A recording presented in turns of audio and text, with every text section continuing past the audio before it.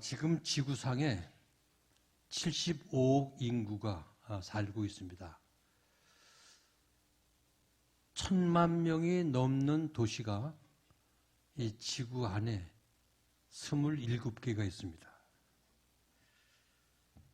예수님께서 이 세상에 오셔서 복음을 전하시고 하늘로 승천한 이후에 참 2000년이 넘어 흘렀습니다. 이 지구촌에 270만 개의 교회가 세워졌습니다. 또 교파를 초월해서 선교단체가 한 4,000개가 활동을 하고 있습니다. 그런데도 아직도 하나님의 복음이 들어가지 못한, 또 복음을 듣지 못한 사람들이 한 22억 정도로 추정이 되고 있습니다. 지금 우리나라 기독교 인구가 한 1,000만이라고 대략 이렇게 얘기하고 있는데, 통계청에 의하면 계속 해마다 감소하고 있다는 겁니다. 미국 퓨리스토 센터 발표에 의하면 2050년경에는 이슬람 인구가 기독교 인구를 추월한다는 거예요. 100년 전만 하더라도 이슬람 인구가 기독교 인구의 3분의 1밖에 되지 않았습니다. 근데 70년도에 반으로 쫓아 올라왔습니다. 근데 2050년이 되면 이슬람 인구들이, 교도들이 자녀들을 많이 낳아가지고 엄청나게 이렇게 번성해서 2050년도에는 기독교 인구를 이슬람들이 추월한다는 거예요. 추월을 해서 지금 현재 14억 이슬람 인구인데 추월을 해서 26억 인구로 이렇게 급성장돼 올라간다는 겁니다.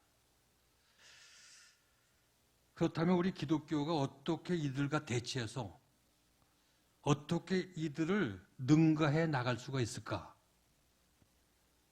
지금 우리나라는 출산율 감소 속도가 엄청나게 빨라지고 있어요. 그래서 통계에 의할 것 같으면 이 저출산이 계속 장기적으로 지금 돼가지고 지금 저출산이 0.98입니다. OECD 국가 중에 제일 저조해요. 아이를 안 낳습니다. 세계 출산율 평균이 2.54명인데 우리나라는 1명도 안 돼. 지금 한반도에서 가장 심각한 위기는 핵 문제가 아닙니다. 또 남북에 갈라지고 이념적 대립이 긴급한 상황 같지만은 이거보다 더 긴급한 상황이 바로 저출산 문제입니다. 왜냐하면 계속 아이를 안 낳게 되면 일할 수 있는 젊은이가 점점 없어져요. 그리고 인구가 감소해지고 그렇게 되면 나라의 동력을 잃어버려요. 그리고 사회 전체가 노령화되고 왜 시골에 초등학교들이 문을 닫고 시골이 침체돼 가는 이유가 뭡니까? 아이의 울음소리가 없어요. 아이 낳을 사람도 없고요. 지난 2006년도 세계 인구 포럼이 영국에서 열렸습니다. 영국의 인구학자 한 교수가 충격적인 발표를 했어요. 바로 옥스포드 인구문제연구소 데이비드 콜모라는 교수가 이런 발표를 했습니다. 한국이 300년이 지나면 지구촌에서 최초로 사라지는 국가가 될 것이다. 그렇게 발표를 했어요. 앞으로 한국의 출산율을 높이는 데 성공하지 못한다면 2100년이 되면 인구가 3분의 1로 준다는 거예요. 그리고 2200년도에는 인구가 140만으로 줄고 2305년도가 되면 한국 인구가 여자 3만 명, 남자 2만 명, 5만 명의 적은 나라로 축소가 된다는 겁니다.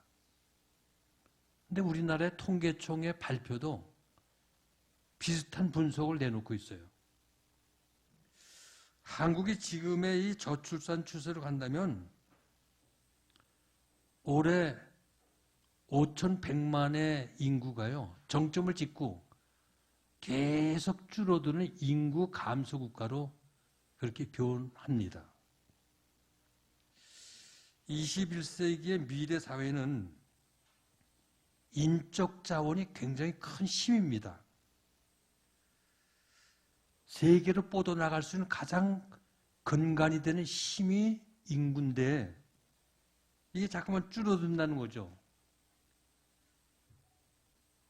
미국의 빌 게이츠 같은 한 사람으로 인해서 수입되는 그 돈이 엄청납니다. 그러니까 인구, 사람이 자산이에요. 근데 우리나라 사람들이 얼마나 똑똑합니까? 얼마나 명철합니까? 부지런합니까? 총명합니다. 탁월하게 적응력도 갖고 있고요. 그래서 우리 민족이 들어가는 나라마다 한국 사람들은 잘 살아요. 그러니까 우리 한국은 자원이 부족한 나라이기 때문에 인구가 많아져야 나라가 힘을 쓰는 나라가 됩니다. 그래서 우리 민족이 세계로 뻗어나갈 수 있는 능력이 사람인데 사람 아이를 안 낳으니까요. 우리나라 힘의 원천이 위축되고 사라지고 있다는 거예요. 그리고 아이를 안 낳으면 사회가 급속도로 고령화되어서 일하는 젊은이가 없어지고 사회가 활력을 잃어버리고요. 사회가 전부 이렇게 쭉 늘어지게 돼 있어요. 근데 교회도 마찬가지예요. 전도에서 영적 생명을 많이 낳을 때에 미래 비전이 있고 교회들이 크게 성장을 하지만은 전도를 하지 않고요. 아이를 낳지 않으면 새 생명을 얻지 못하면 교회는 노령화가 돼요. 쇠해지고 결국 유럽 교회들이 그래서 문을 다 닫게 된 거예요. 그렇다면 지금 한국 교회가 정체되고 주일학교가 문을 닫고 이슬람 종교가 전략적으로 침투해 들어오고 있는 이때에 어떻게 이들을 극복하고 한국 교회가 다시 세계로 우뚝 설 수 있는 비결이 무엇이냐? 바로 오늘 주님이 하신 말씀이에요. 유언같이 하늘로 올라가시면서 마지막 부탁한 말씀. 오늘 우리에게 주신 이 말씀 속에 그 해답이 있다는 거예요. 오늘 우리 예수님께서 하늘로 성천에 올라가시면서 부탁한 말씀이 뭡니까? 너희는 온 천하에 다니며 만민에게 복음을 전파하라. 이게 주님의 우리에게 부탁한 명령입니다. 그렇다면 이 주님이 이 명령에 갖는 중요한 의미가 무엇인가? 한번 이 말씀을 몇 가지 생각해 보겠습니다. 첫째, 복음을 전해야 할 주체는 너희라는 거예요. 너희. 너희는 바로 저와 여러분들에게 부탁하는 말씀이에요. 주의 이름을 믿고 구원받은 하나님의 자녀들을 지칭하는 말입니다. 지난날 우리들은 하나님을 알지 못하고 어둠의 자녀들이었어요. 근데 이제는 예수 믿고 구원받고 하나님의 자녀가 되고 빛의 자녀들이 되었습니다. 그래서 하나님을 아버지라 부르게 되었습니다. 그리고 무엇이든지 구하면 받을 수 있는 하나님의 자녀가 되었다는 거예요.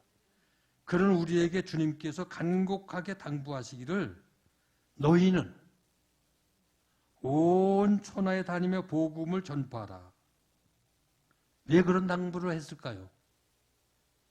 바로 우리가 하나님의 자녀이기 때문에. 두 번째, 복음이 전파되어야 할 장소는 바로 온 천하입니다. 온 천하.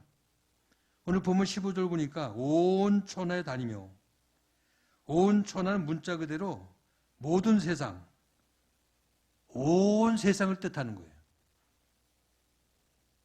온 세상. 이것은 공간적인 개념으로 보면 우리가 살고 있는 이 세상 전부를 말한다고 볼 수가 있어요. 사람이 사는 모든 지역, 온 천하.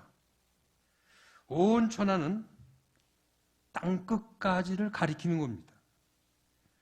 예수님께서 말씀하시기를 하나님의 세계 선교의 범위는 유대 한 지역에 국한된 게 아니라 예루살렘과 온 유다와 사마리아와 땅끝까지 이르러 이 복음 전하라는 거예요.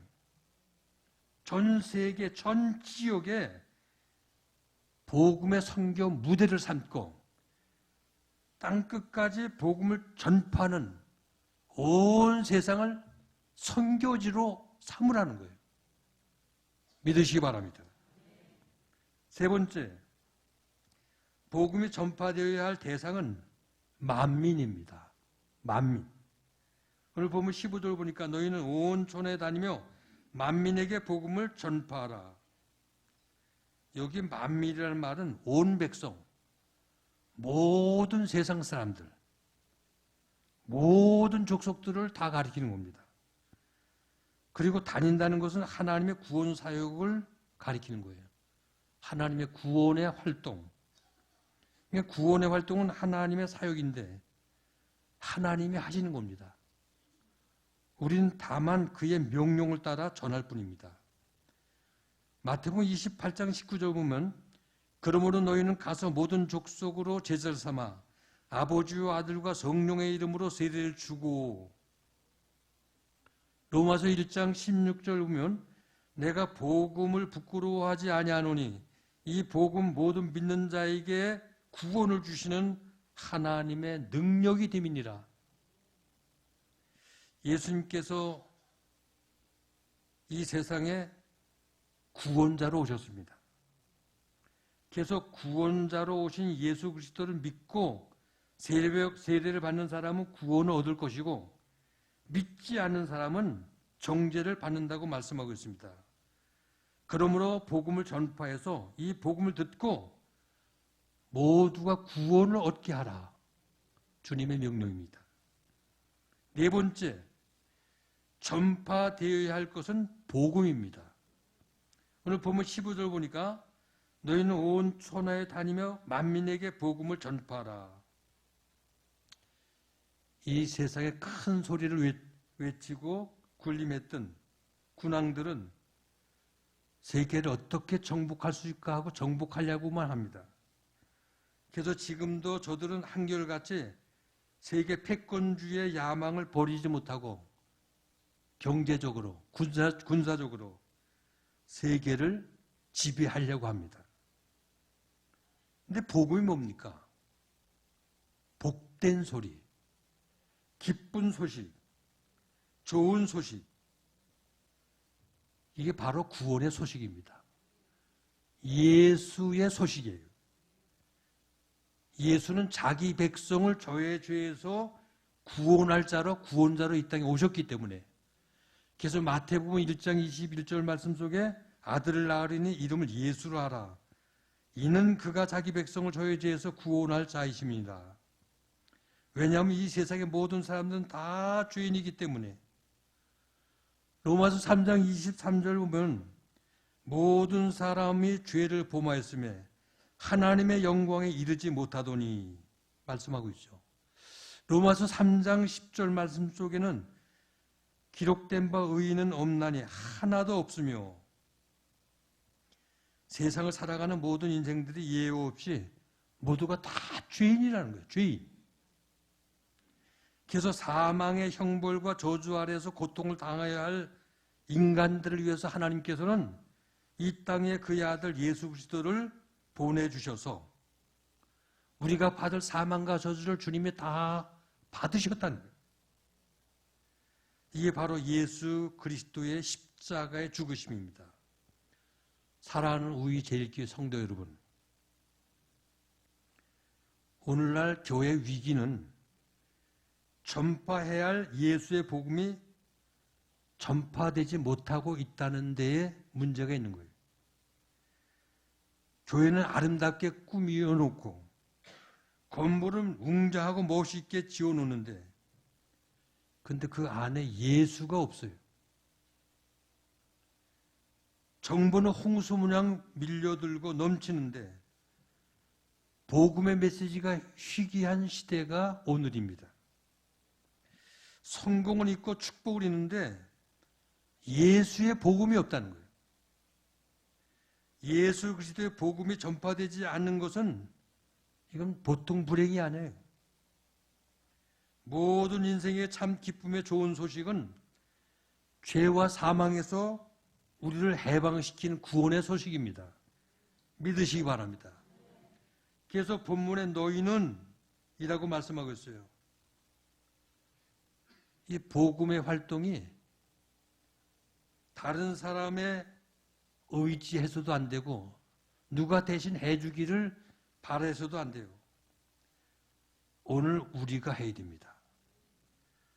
그래서 우리가 이 복음을 위해서 복음을 증거하고 나를 통해서 우리 교회가 사명감을 가지고 이 일을 감당해 나가야 될 줄로 믿습니다. 사랑하는 의제일교회 성도 여러분, 복음은 기쁜 소식입니다. 예수 그리스도께서 죄인을 구원하시기 위해서 이 땅에 오신 정말 구원의 기쁜 소식, 이 소식을 전파하고 모두에게 전해야 됩니다. 이 일을 감당하는 사람들이 선교사들이에요.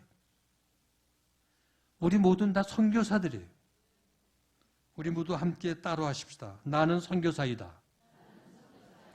나는 선교사이다. 나는 선교사이다. 우리 모두는 선교사입니다. 온 촌에 다니며 만민에게 복음을 전파할 우리 모두가 선교사라는 거예요. 여러분들은 가정의 선교사입니다. 가정에서 복음을 전하고 식구들에게 하나님의 구원을 선포하는 가족이 되셔야 됩니다. 여러분들 직장 선교사들입니다. 내가 일하는 직장에서 내가 몸담고 있는 그 일하는 터전에서 복음을 전해야 할 사명을 가진 선교사들이라는 거예요. 그렇습니다. 여러분은 하나님이 파송한 선교사들이에요. 가정이든 직장이든 일터이든 여러분들이 사는 삶의 현장에서 나는 선교사라는 사명의식을 가지고 정말 복음이 필요한 사람들에게 이 구원의 소식을 전하고 예수를 알리고 예수의 복음을 저들에게 전해서 하나님 나라가 확장되고 복음이 땅 끝까지 증거되는 놀라운 역사가 일어나길 주의 이름으로 축원을 드립니다. 다섯 번째, 복음이 들어가는 곳에는 기적이 일어납니다. 기독교는 살아있는 종교요. 기적의 종교입니다. 그리고 복음이 들어가는 곳에는 기적이 일어납니다. 그래서 복음을 믿고 세례를 받는 사람은 구원을 얻고 믿지 않는 사람들은 다 정죄를 받게 되어 있어요. 아무튼 복음이 들어가면 기적이 일어나는 것을 믿으시기 바랍니다. 그래서 가난한 사람이 복음을 받아들일 때 부하게 되고 결박된 자들이 풀어지게 되고 포로된 자들이 자유함을 얻게 되고 병든 자들이 고침을 받게 되는 놀라운 역사가 복음을 통해서 일어난 줄을 믿으시기 바랍니다. 그럼 복음이 들어가는 곳에 어떤 기적이 일어나는가? 어떤 기적이 일어나는가? 오늘 본문을 보면 첫째, 저희가 내 이름으로 귀신을 쫓아냅니다. 귀신을 쫓아내요. 오늘 본문 17절 보니까 복음을 믿는 자들에게는 이런 표적이 따르리니 곧 저희가 내 이름으로 귀신을 쫓아내며. 복음을 믿는 사람에게 표적이 나타나는데 인간의 힘으로 할 수 없는 초자연적인 사건들이 믿는 자를 통해서 일어난다는 거예요. 그래서 예수의 이름으로 귀신을 쫓아내게 된다는 겁니다. 여러분들 성경을 보면 이 귀신의 활동들이 얼마나 많이 나옵니까? 귀신의 명칭도요, 참 다양하게 성경에 기록이 되어 있어요. 미혹의 영, 악령, 더럽고 추한 영. 근데 이런 귀신이 인간 속에 들어가서요, 질병을 일으켜요. 재난과 불행을 가져오게 하고, 이게 다 악한 영들이 하는 겁니다. 하나님을 대적하게 만들고, 우리 인간을 타락하게 만들고, 죄를 짓게 만들고.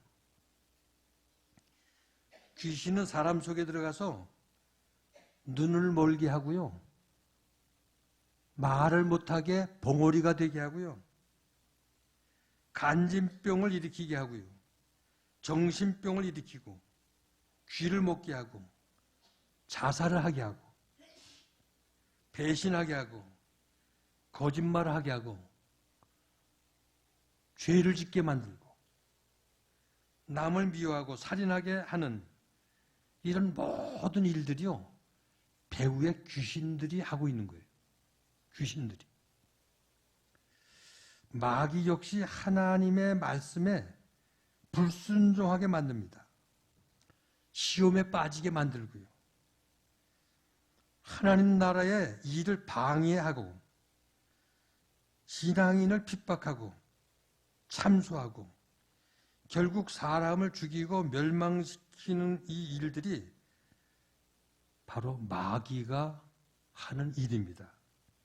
그래서 예수 그리스도의 이름으로 이 마귀와 귀신들을 쫓아내라.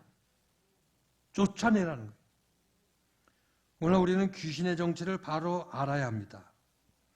수많은 사람들이 이것을 알지 못하기 때문에 죄에 빠져들고 미혹에 넘어지고 귀신의 노예가 되고 죄악의 포로가 되고, 그래서 이들에 속지 말고요, 이 마귀와 귀신 쫓아내야 돼요. 사도행전 16장 18절을 보면 바울이 그 귀신에게 이르되 예수 그리스도의 이름으로 내가 네게 명하노니 그에게서 나오라 하니 귀신이 즉시 나오니라 말씀하고 있거든요. 야고보서 4장 7절 말씀 보면 마귀를 대적하라고 말씀하고 있죠. 마귀는 피해 도망다니는 것이 아니라 싸워서 대적하고 쫓아내야 합니다. 성경 말씀에 귀신을 쫓아내는 방법이 여러 가지로 기록이 되어 있어요. 사무엘상 16장 23절 보면 다윗은 사울이 귀신 들려서 괴로움을 당할 때에 검은고를 타면서 찬양으로 귀신을 쫓아냈어요. 또 하나님 말씀으로 쫓아내기도 하고요, 기도로 쫓아내기도 하고요, 예수의 이름으로 쫓아내기도 하고요. 예수의 이름으로 쫓아낼 때 귀신이 한 길로 들어왔다가 7길로 도망가는 줄을 믿으시기 바랍니다. 요즘 신문들을 보면 매일매일 깜짝깜짝 놀랄 일들이 굉장히 많이 일어나요. 무슨 폭탄 테러니, 집단 자살이니, 살인 강도니, 가정폭력, 학교폭력, 마약, 도박, 이런 모든 죄와 폭력 사태가 끊임없이 계속 일어나고 있는데, 이 배후에 이런 악한 귀신과 마귀들이 활동하고 있기 때문에 이런 일들이 일어나요. 이제 이 사회와 우리의 가정들이요, 하나님의 말씀과 복음 운동이 가정 안에서 일어나야 돼요. 그래야 가정이 새로워지고 사회가 변화가 되는 희망이 있는 사회가 될 줄로 믿습니다. 두 번째, 어떤 표적이 일어나냐? 새 방언을 말하는 표적이 일어납니다. 오늘 여기 본문에 새 방언을 말하며, 이 새 방언이 뭡니까? 천국 언어, 하늘나라의 언어입니다. 성령 세례 받게 되면 하나님께서 우리에게 새로운 언어를 주시는데 신비한 방언, 천사의 말을 하게 되는 겁니다. 우리가 사도행전 2장을 볼 것 같으면 오순절 마가의 다락방에 120문도들이 열심히 열흘 동안 기도할 때 저희가 다 성령 쫙만 받고 새 방언을 말하게 하심 따라서 방언을 말하게 됐다고 그랬어요. 그러니까 성령 세례를 받고 성령 충만하게 되면 방언을 말하게 돼요. 오늘 여러분들은 오순절 마가의 120문도와 같이 성령 충만해서 방언을 말할 수 있기를 주의 이름으로 축원합니다. 세 번째, 무슨 독을 마실지라도 해를 받지 않는 표적이 일어납니다. 오늘 본문 18절을 보니까 뱀을 집으며 무슨 독을 마실지라도 해를 받지 아니하며, 여기 뱀은 독사를 가리켜요. 독사는 독이 있어요. 한 번만 물려도요 큰 피해를 입고 상처를 입고 죽게 돼요. 이 독사는 사탄, 마귀의 상징이기도 해요. 근데 무슨 독을 마실지라도 해를 받지 않는다 말씀하고 있죠. 그러니까 믿음이 있는 자들에게 독이 있는 걸 먹는다 하더라도 하나님이 지켜주신다는 거예요. 해를 받지 않도록 하나님이 그를 보호하신다는 거예요. 우리가 사도행전 28장을 볼 것 같으면 사도 바울이 로마로 후송되는 중에 큰 풍랑을 갑자기 만나죠. 배가 다 파산이 돼요. 그래서 가까스로 멜리데 섬에 이들이 수용을 해가지고 안착돼요. 거기 도착이 됐는데 비가 내리고 날이 추우니까 나무단을 갖다가 불을 피우는데 그 나무단에서 독사가 나와요. 불을 피고 있는 바울의 손을 물은 거예요. 그 멜리데 섬의 사람들이 그걸 보고 이제 바울은 쓰러져 죽는다. 쓰러질 걸 기다리고 있는 거예요. 바울은 죽었다. 암만 기다려도요, 바울이 안 죽는 거예요. 독사는 불에 떨어져 죽는데, 안 죽으니까 이 사람들이, 그 멜리데 섬 사람들이 바울 앞에 무릎을 꿇고, 이는 사람이 아니라 신이다. 신. 그래서 멜리데 섬에 바울이 얼마나 전도하기가 좋아요. 그래서 멜리데 섬에 많은 사람들이 예수 복음을 믿게 되지 않았어요? 놀라운 일이죠. 왜? 하나님이 바울을 지켜주셨기 때문에. 지금 우리가 살고 있는 이 삶의 현장엔 우리를 해치려는 독이 얼마나 많아요. 그래서 얼마나 많은 사람들이 암도 걸리고 병으로 시달려요. 근데 하나님이 지켜주면 그러한 모든 독들이 우리를 침입하지 못하도록 하나님이 보호해 주신다는 거예요. 오늘 하나님의 보호를 받기를 바랍니다. 네 번째, 병든 사람에게 손을 얹은 즉 낫는 역사가 일어났습니다. 병든 사람에게 손을 얹는, 병든 사람, 질병으로 고통당하는 사람에게 손을 얹으니까 병이 낫는 기적의 역사가 일어나는 거예요. 이처럼 누구든지 믿음을 가지고 병든 사람에게 손을 얹고 기도하면 우리 하나님께서 그 손길 위의 역사에서 모든 병을 고쳐주시고 치료해 주시는 것을 믿으시기 바랍니다. 우리가 성경을 연구해 보면 손을 얹고 안수기도 하는 그 사례가 여러 가지가 나와요. 구약시대 때에는 안수기도 할 때 부모님들이 자녀들을 위해서 축복할 때 안수기도 하죠. 그리고 어떤 임직, 손을 얹고 기름을 부어 안수기도를 해요. 임직할 때. 근데 신약에 와서도 어떤 때 안수기도를 하느냐? 축복할 때. 그리고 병을 고칠 때. 교회에 어떤 임직을 할 때. 그리고 성령으로 충만하고자 할 때 안수기도를 해요. 이게 이제 성경에 나오는 안수기도의 사례입니다.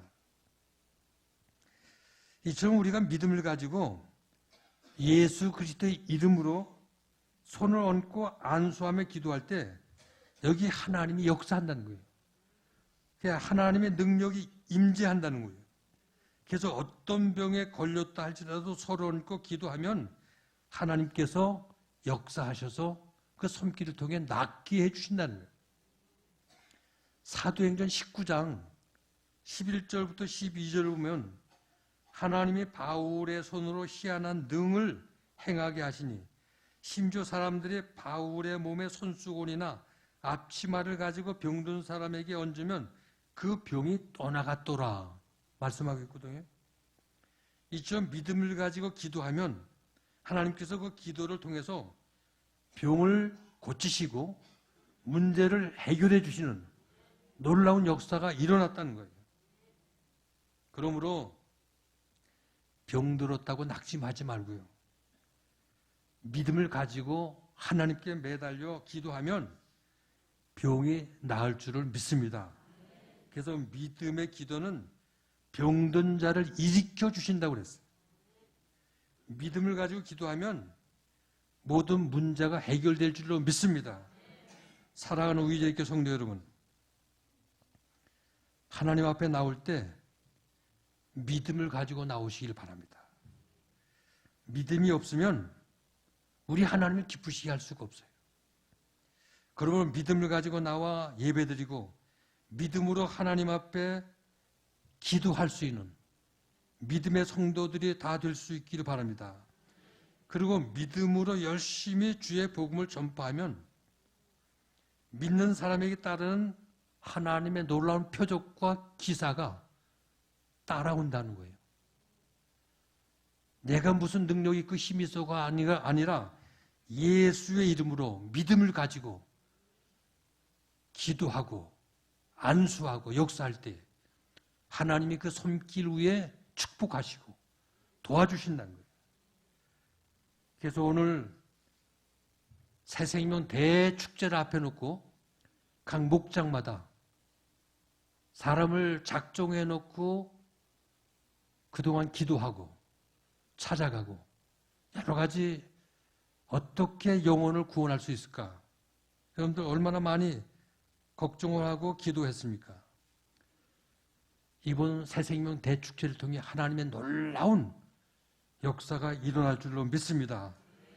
그래서 여러분들이 정말 이 복음을 전파되는 곳에 구원의 역사가 일어나고 또 믿음으로 기도해서 하나님의 기적과 표적이 일어나고 하나님의 놀라운 일들이 일어나는 현장을 체험하고 계속 우리 제일교회가 하나님의 놀라운 은혜의 교회가 될 수 있길 바랍니다.